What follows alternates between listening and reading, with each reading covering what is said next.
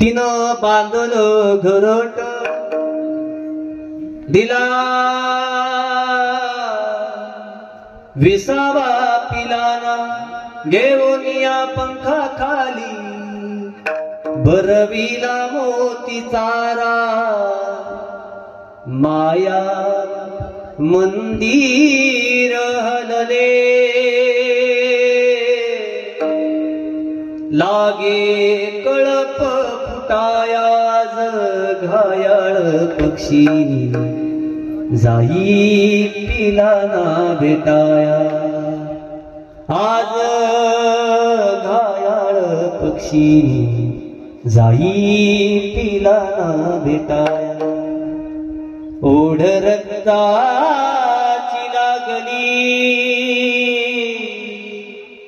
लागे काऊर फुटाया घायाळ पक्षीनी जाई पिलाना भेटाया. तिने एक नाही उपकार केले बाबा आमच्या कचरे परिवारावरती आमच्या आईनं अनंत उपकार करून निघून गेली. सुभाषितकार म्हणले आई ग थोर तुझे उपकार 9 महिने दोन्ही चिरंजीव म्हणजे 9 दिवसांनी केले कृतार्थ जन्मदे. कसं करे बाबा गोकुळ तयार करायला दोन्ही चिरंजीवांना भावंडांना वेळ लागायचा नाही पण गोकुळात आशीर्वाद देणारी आमची यशोदा माता राहिली नाही याचा खेद आहे. विठ्ठल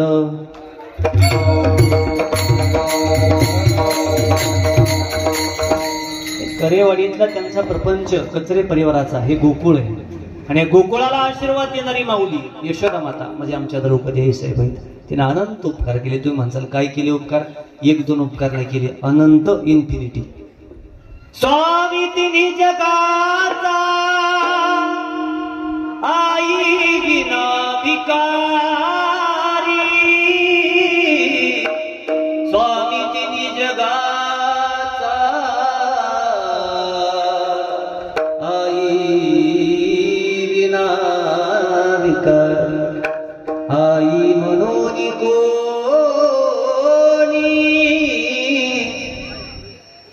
आई सहाक मारी ती हात एकानी मज होय चोखकारी स्वामी जगाचा हे आई विना भिकारी. गोठ्यातल्या गाईला जरी आवाज दिला तरी गोठ्यातली गाई डव करून बघायची एवढं प्रेम मुक्या जनावरांवरती आमच्या आईनं केलं होतं. आमच्या बाबतीत विचार केला कचरे परिवाराच्या तर पंढरीचा पांडुरंग जसं पंढरीपूरच्या पांडुरंगानं जसं विश्वाची आई होण्याची माऊलीची समाधी आळंदीच्या मालकानं घेतली आणि पंढरपूरचा मालक आमच्यासाठी बाप झाला असे आमच्या कचरे परिवारातली आमची आई आमच्यासाठी सर्वस्व होती. लेकरांची सेवा केलीस तू आई कस पांग फेडू कस होत राई तुझ्या उपकारा जगी तोड नाही ओ वाळीन जीव माझा सावळे विठाई विठ्ठला माय बापा जन्मभरी पूजा तुझ्या पावलाची जन्मभरी पूजा तुझ्या पावलाची माऊलीत मूर्ती विठ्ठलाची विठ्ठला माय बापा. जगाचा मालक जसं कुणाला कमी पडू देत नाही तसं आमच्या कचरे परिवारात नवरात्रात आम्हाला शिकवलं देवीची 9 रूप पण कचरे परिवारात आई निघून गेल्यानंतर लक्षात येईल आणि मग डोळ्यातनं पाणी येईल. आमच्या परिवारातल्या आईनंही आमच्यासाठी रूप घेतली. ज्या ज्या वेळी आमच्या पोटापाण्याचा प्रश्न तयार होईल त्यावेळेस आमची द्रौपदाबाई नावाची आमची आई आमच्यासाठी अन्नपूर्णा माता झाली. ज्या ज्यावेळी बचतीची वेळ येईल त्यावेळी आमच्या परिवारातली आमची द्रौपदाबाई नावाची आई लक्ष्मी माता झाली. आणि ज्या ज्यावेळी लेकरांच्या शिक्षणाचा प्रश्न उभा राहील त्यावेळी आमच्या घरातली आमची आई सरस्वती माता म्हणून पुढे आली आणि आमच्या लेकरांना शिकवलं. अनेक रूपानं ती नटली, सर्वस्व मालकासाठी तिनं गहाण ठेवलं आणि लेकरांच्या आयुष्याचं सोनं करण्यासाठी, त्यांच्या आयुष्याचा उत्सव करण्यासाठी आमच्या परिवारातली आमची आई स्वतःच्या आयुष्याचा विचार न करताच आमच्यातनं निघून गेली. शरीरानं नाही पण विचारानं ती आमच्यात जिवंत आहे. काय केलं तिनं? उदरात आम्हाला जागा दिली. 9 महिने 9 दिवस आम्हाला उदरात तिनं लालन पालन पोषण केलं. ऐका सज्जन हो, थंडीचे दिवस चालू आहे. माझं वाक्य पटल काय करते आई लेकरासाठी. गाणी म्हणून कथा म्हणून तुमचा टाइमपास करायला मी आलो नाही. मला सांगायचं इतकं, हिवाळ्याच्या दिवसात थंडी लागली तर करे बाबा माणूस झोपताना असा उलटा नाही झोपत, हातपाय असा पसरून. थंडी लागली तर माणूस असा आकडून झोपतो. माझी विनंती, एकदा आईच्या गर्भात तुम्ही असताना तुमचा सोनोग्राफीचा एकदा फोटो पहा. आईच्या गर्भातल्या लेकराचं आसन कोणतं असेल तर ते असं आहे. थंडी वाजायला लागली तर माणूस स्वतःच्या अशा हातपाय आपडून घेतो. एका मिनिटात त्याला गर्मीनं उबदारपणाची जाणीव होते. ऐका सज्जन हो, माझ्या येड्याचं, आईच्या गर्भात लेकरू जे आसन ग्रहण करतं ते आसन आजही ग्रहण केलं तर आईच्या उबदारपणाची जाणीव होते. एवढा उपकार जगाचा बापही तुमच्यावर करू शकत नाही. उदरात तिनं वागवलं, बाळंत शब्द तयार झाला. बाळ अधिक अंत.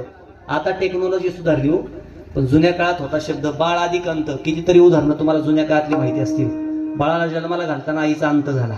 एकतर बाळ किंवा अंत, बाळंत शब्द तयार झाला. प्रसूतीच्या असह्य कळा वेदना तिनं सहन केल्या आणि लेकरू जन्माला घालताना तिनं स्वतःच्या शरीराचा विचार केला नाही. देह विसरे आपुला, जवळी घेता शीन गेला. बाबा आमच्या फलटण तालुक्याच्या पलीकडं लोणन नावाचं एक गाव आहे. तिथं एक माऊली आमचे जोडीदारच होते. गरीब कुटुंबातली माऊली काय करते लेकरासाठी? देह विसरे आपुला. लगेच कळेल तुम्हाला. जन्म झाल्याबरोबर लेकरला एकच किडनी. सगळे दवाखाने झाले तर दवाखान्यात गेल्यानंतर डॉक्टर म्हणायचे, आई तुम्ही गरीब कुटुंबातले आहात म्हणून चांगला सल्ला देतो, लय मोठ्या डॉक्टरच्या नादी लागू नका, याला एकच किडनी आहे. आता काही त्याला व्हायचं नाही, झाला तर असतं करायचेच, म्हातारपणात होईल, तोपर्यंत जगतं का नाही काय सांगता येते त्याला. असं म्हणायचे, आई डॉक्टर साहेब तसं नका हो म्हणू, माझं लेकरू आहे, माझं लेकरू. काय करायचं? दुसरी किडनी बघा, याला मॅच होणारी किडनी बघा. 5-7 वर्ष पूर्व मोठं झालं, किडनी कोणाची मॅच होत नव्हती. आईच्या मुखातलं वाक्य आलं, डॉक्टर साहेब दुसरा पर्याय नाही का? एकच पर्याय, याला मॅच होणारी किडनी ज्याची मॅच होईल त्याची किडनी आपण काढायची आणि किडनी ट्रान्सप्लांट करायची. त्या क्षणाला फक्त आईच म्हणू शकते, डॉक्टर साहेब माझी जमल का हो? डॉक्टरांनी तपासणी केली, नारदाच्या गादीवर उभं राहून मी बोलतो. आईच्या मुखात आलेलं वाक्य होतं. डॉक्टर साहेबांना तपासणी केली तर सुदैव इतकं चांगलं होतं, योगायोगानं आईची किडनी लेकरला मॅच होत होती. डॉक्टरांनी विचारलं, आई तुमची किडनी लेकरला मॅच होते, तर तुमची किडनी जर बसवली त्याला तर तुम्ही वाचालच हे सांगता येत नाही. आईच्या डोळ्यातलं पाणी बाहेर येत होतं आणि मुखातले वाक्य बाहेर पडून सांगत होते, डॉक्टर साहेब 40-45 वर्ष देवानं मला आयुष्य दिलं, एक तर लवकर लेकरू होत नव्हतं, जगले 40-45 वर्ष, आता म्हातारपणात लय जगायची अपेक्षा कशाला? माझ्या किडनीनं जर माझं लेकरू वाचत असेल आणि माझं नाव आरोपाला जर पुढे येऊन जर माझं नाव शिल्लक ठेवत असेल तर मला जगायची उमेद नाही डॉक्टर साहेब. डॉक्टरांच्याही डोळ्यातनं पाणी आलं. ऑपरेशन झालं आईचं. एका ऑपरेशन थिएटरमध्ये लेकरू होतं, एका ऑपरेशन थिएटरमध्ये आई होती.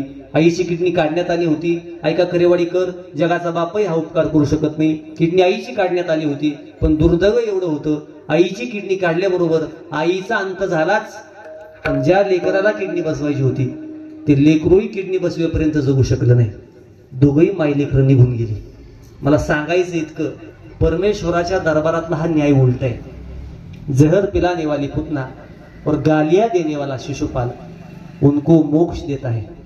जहर पाजलं होतं ना पुतणीनं तरी तिला मोक्ष दिला, शिशुपालानं शिव्या दिल्या होत्या तरी त्याचा उद्धार केला. मग चांगल्या माणसाच्या बाबतीतच देव असं का करतो? त्याचं उत्तर आहे, आपले हे संचिताचे जुने भोग समजायचे. पण मला इतकाच मुद्दा सांगायचा, आई सोडलं तर जगाचा पाठीवर हा उपकार करू शकत नाही. उदरात जागा दिली, एक टप्पा क्रमांक 2-3 उपकार केला. दूध पाजलं, कारखाने तयार झाले, दुधाचे पावडर होईल डेअरीत, पण दूध नाही तयार व्हायचं. पण कोणी केली बाळा दुधाची उत्पत्ती? वाढवी श्रीपती सवेदोनी. सवेदोनी म्हणजे काय? आईलाही पालन पोषण करतो आणि लेकराचंही पालन पोषण दुधावर करतो. सवेदोनी एक सोबत दोघांचं वाढत पालन पोषण करतो. आईच उपकार करू शकते. तिनं उपकार क्रमांक 3 केला. एका माणसाला रक्त कमी पडलं तर माणूस त्याच रक्तगटाचा माणूस बघतो, नसल तर युनिव्हर्सल डोनर ओ पॉझिटिव्ह. पण आईचा रक्तगट वेगळा आहे, लेकराचा वेगळा आहे, असं चाललंच कसं? डॉक्टर म्हणले अजून त्याचा तपास लागला नाही. कोणतं चक्र परमेश्वर आईच्या उदरात बसवलं असेल, ते चक्र फिल्टर करतंय रक्त आणि लेकराला चालवते. काही उपकार आहे आईचा? हिनं पुढचा उपकार केलाय. आईनं लज्जा सोडली लेकरासाठी. माणसात बसली, लेकरू जरी रडायला लागलं तरी पदर घेते आणि त्याला स्तनपान करते. तिनं लेकरासाठी सर्वस्वाचा त्याग केलाय आणि तिनं उपकार क्रमांक शेवटचा केलाय. लेकरातली अवगुण बाजूला सारते आणि त्याच्या गुणाचा गौरव करते. करेवाडीतला एखादा माणूस जर आला आमच्या सोबदारांसारखा, ओ मावशी, लेकराला चांगलं वागायला शिकवा. बाजाराची पिशवी एकीकडं पडलं, एकीकडं मतदान करायचा दिवस, फुकटची प्यायला सापडली असेल, जरा चांगलं वागायला शिकवा. असं म्हणल्यावर म्हणते का हो पिऊन पडला असेल तो माझाच? असं नाही म्हणायची. उलट म्हणल माझा तसा करायचा नाही, माझा तसला नाही. सांगायला कसा नाही. ती म्हणली आज नाही ओळखत त्याला मी, 22 वर्ष झालं त्याचा माझा संबंध आहे. ते कुठं कुठं जातो काय करतो मला चांगलं माहिती आहे. तुमचा नव्हता काय, तुमचाच होता, मी पाहिला. तसं म्हणल्यावर आई असणारी बाई पदर घेते डोक्यावरचा, तोंडाला आडवा लावते. बरोबर माझाच असेल, पण तो शेजाऱ्याच्या नादानं पेला असेल, पण माझाच असला. हा तिचं आई विठ्ठल